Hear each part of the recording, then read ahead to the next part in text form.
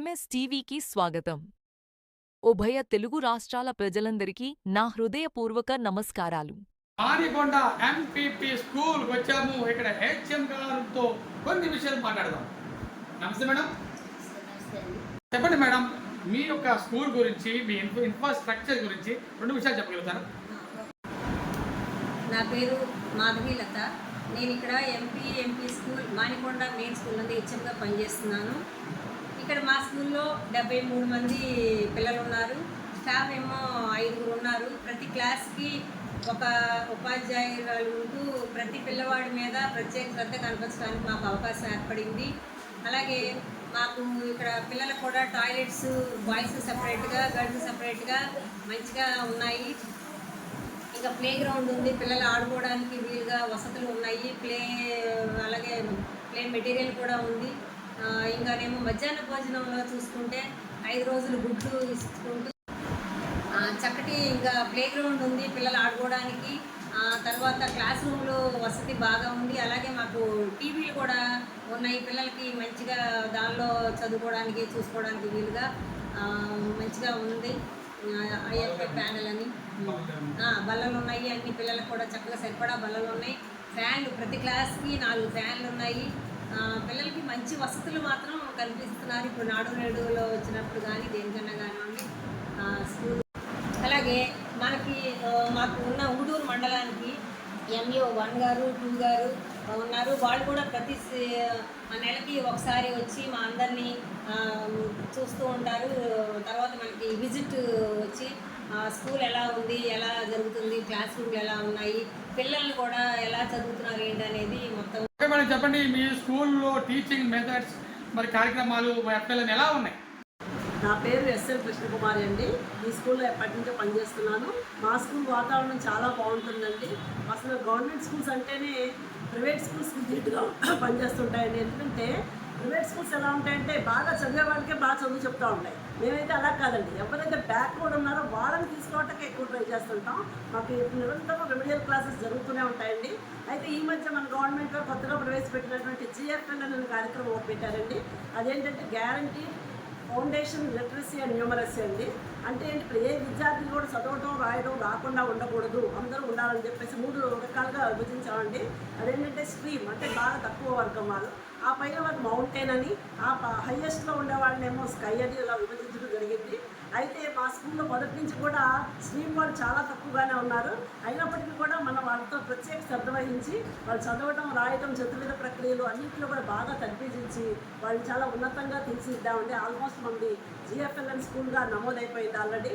So మేమంతా ఏ విషయంలో కూడా విద్యా విషయంలో కానీ మన పరిసరాలు కానీ చాలా బాగుంటాయి. తర్వాత భోజనాల విషయాలు కూడా చాలా బాగుంటాయండి. ప్రతి టీచర్ కూడా ఎంతో శ్రద్ధ వహించి పనిచేస్తూ ఉంటామండి. అయితే మా హెచ్ఎం గారు చాలా మాకు ప్రోత్సాహిస్తూ ఉంటారు. మేడం గారు ఎక్కువగా మనకి మెయింటైన్ చేస్తుంటారండి. ఆ విధంగా చాలా ప్లెజెంట్గా ఉంటారు. మాకు కూడా అది అలవాటు చేశారు. నేను కూడా పిల్లలకి అలవాటు చేస్తాను. ఓకే మేడం, మరి విద్యతో పాటు క్రీడలు, భోజన ఏర్పాట్లు మెను ఎలా ఉంది మీ స్కూల్లో? మా స్కూల్లో డొక్కా సీతమ్మ గారి మధ్యాహ్న భోజన పథకం అమల్లో ఉంది. వారానికి 5 రోజులు ఎగ్స్ ఇస్తాము పిల్లలకి. తర్వాత చిక్కీలు అంటే ఎందుకంటే ఐరన్ బాగా ఉండటం వలన పిల్లల్లో రక్తహీనత లోపం రాకుండా ఉండడం కోసం చిక్కీలు ఇస్తారు. తర్వాత వంట కూడా మెనూ ప్రకారం సక్రమంగా పాటిస్తారు. ఇక్కడ మా స్కూల్లో పిల్లలు అందరూ కూడా ఖచ్చితంగా ఎంతమంది ప్రజెంట్ అయ్యారో అంతమంది మీల్స్ తీసుకుంటారు. చాలా బాగా చేస్తారు, బాగుంటుంది. అందరూ కూడా పిల్లలు చక్కగా ఇష్టంగానూ తింటారు. అందరూ కూడా ఆరోగ్యంగా ఉన్నారు.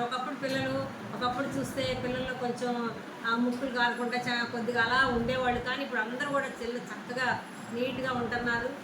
అంటే ఆరోగ్యం బాగుంటుంది.